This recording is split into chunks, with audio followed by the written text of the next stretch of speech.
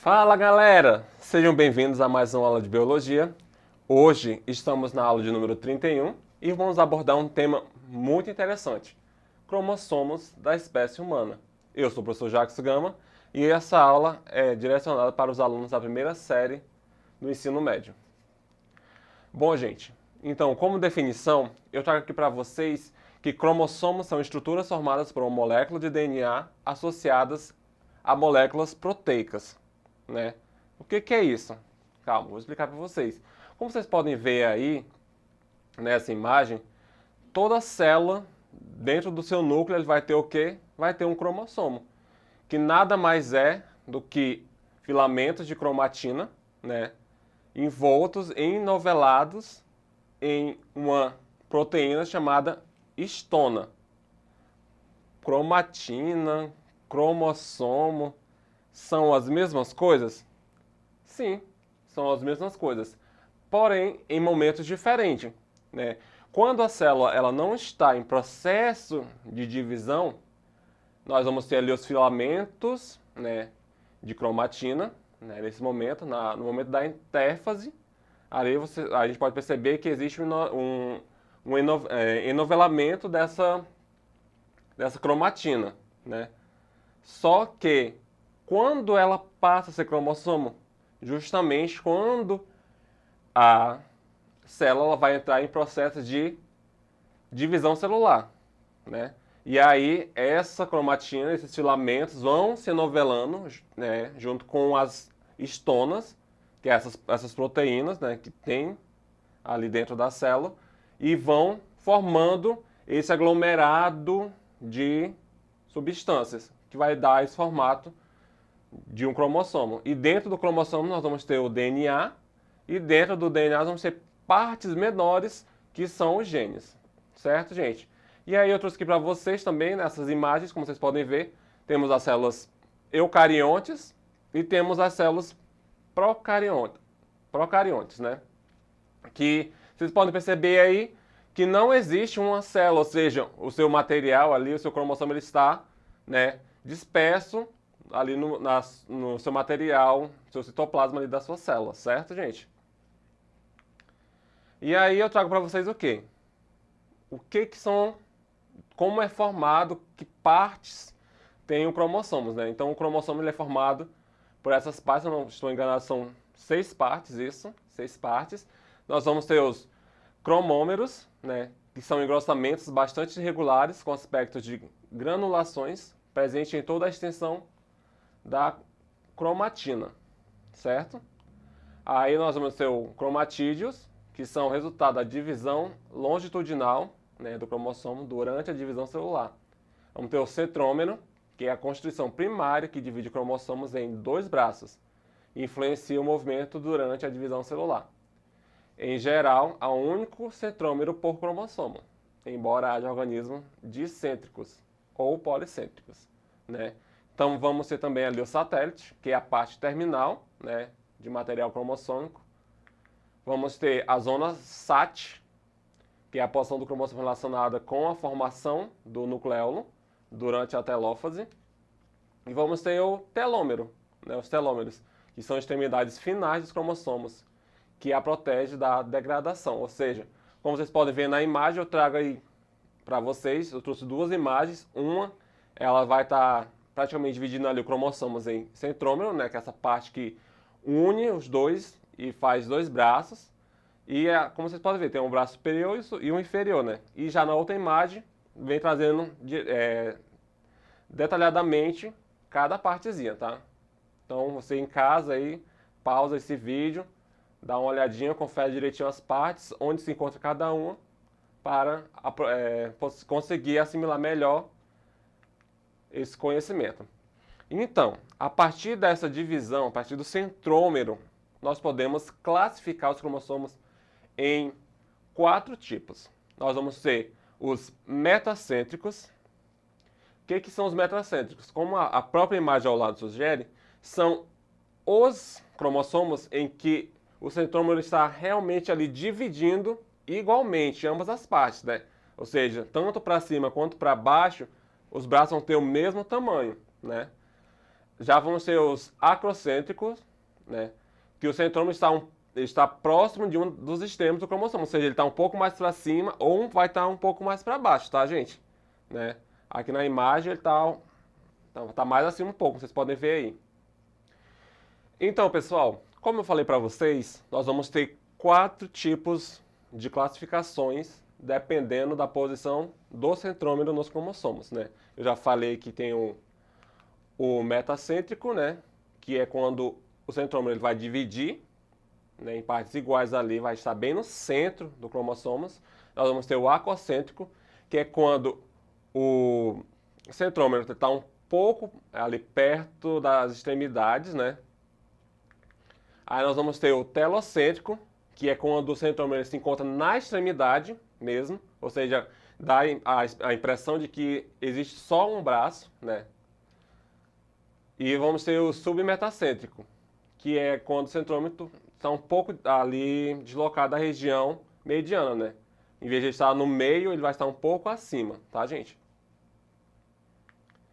E aí eu trago aqui outra imagem para vocês, né? Da visão de um só lado ali do cromossomo, de um só braço, né? Vocês podem ver ali, ó, o telocêntrico está bem no finalzinho, né? Aí o subterminal, né? Vai estar ali um pouco mais acima. Aí temos esse outro que vai dividir, o acrocêntrico e o metacêntrico, tá? E aí na espécie humana, nós vamos ter o quê? Vamos ter que a espécie humana possui 46 cromossomos, certo, gente? Ou 22 pares, né? Quando a gente fala em cromossomos, a gente tem que ter a ideia assim, de que no cromossomo nós vamos ter autossomos e alossomos, tá? Os alossomos são justamente os cromossomos sexuais, tá? E aí de autossomos nós vamos ter 22 pares. Esses 22 pares, eles são 2 Ns, ou seja, eles são diploides, certo? Significa que eles vão desenvolver características que são comuns a todos os indivíduos da mesma espécie, né? E são sempre representados por números.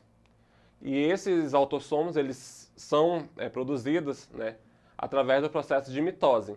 E aí eu trago aqui para vocês na imagem ao lado, né, são 2 cromossomos homólogos. E aí, como vocês podem ver, tem algumas características que, dependendo da região do cromossomo, vai apresentar um alelo relacionado a uma característica específica que vai estar no indivíduo.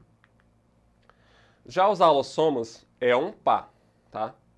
Então, um par. Não se esqueçam, gente, que um par são duas coisas, tá? Não pense que um par é só um, não. São 2. Ou seja, no homem vai ser o X, né, e o Y. E na mulher, 2X, tá? E aí, eles já são diferentes dos autossomos, né? Eles vão apresentar apenas N, né, vão ser classificados como N porque eles são haploides. Vão apresentar só metade, né, dos cromossomos que deveria ter. São aqueles responsáveis pela determinação do sexo do indivíduo, certo? São representados ali pelas letras, são sempre representados por letras. Então, quando você vê letras, significa que são cromossomos sexuais. E são originados justamente pelo processo de meiose, que é onde há redução do cromossomo, tá? E aí, para quem não sabe diferenciar mitose e meiose, eu trago aqui a imagem para vocês de como acontece esse processo, tá?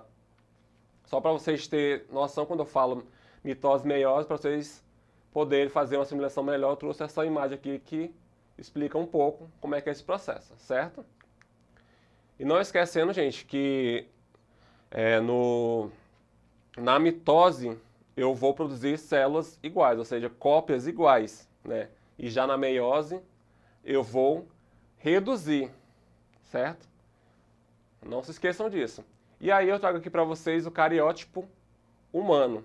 Como vocês podem ver, nós temos eu trouxe de um lado homem e do outro lado mulher. Como vocês podem ver lá no final, gente, olha lá, ó, os 2 últimos cromossomos são os alossomos, para o homem XY e para a mulher XX, certo? E aqui eu trago algumas curiosidades para vocês, né, de alguns organismos, nessa tabela, só para vocês terem ciências, né, como é que está ali de cromossomos. Isso aí vocês podem olhar. E também trago aqui para vocês como é feito o sistema, né, de representação. Olha ali, ó, temos o sistema XY, X0, ZW e Z0. Como vocês podem ver aí, vai ter relação com as fêmeas, né, e com os machos. Pode ser homogâmico, né, na verdade, homogamético ou heterogamético, certo? E aí, vamos para o nosso exercitando. Pessoal, na espécie humana, vamos fazer 3 perguntinhas rápidas e fáceis, tá? Na espécie humana, o número diploide de cromossomos é 46.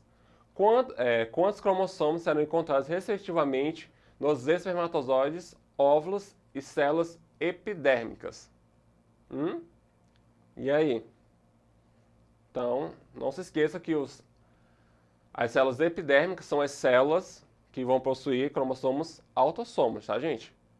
E aí, as células, por exemplo, o espermatozoide e o óvulo são células gaméticas, então vão apresentar metade de um e metade de outro, ok? Então, qual é a resposta? Lógico que a alternativa A, 23, 23 e 46. Certo, pessoal? Segunda pergunta. As estruturas grossas e bem visualizadas, visíveis no núcleo durante o período da divisão celular, são denominadas de cariótipo, cromossomo, nucleolo, cromatina, centrômero. E aí? Eu já expliquei para vocês, hein? Qual é a estrutura bem visualizada ali que a gente consegue visualizar durante a divisão celular?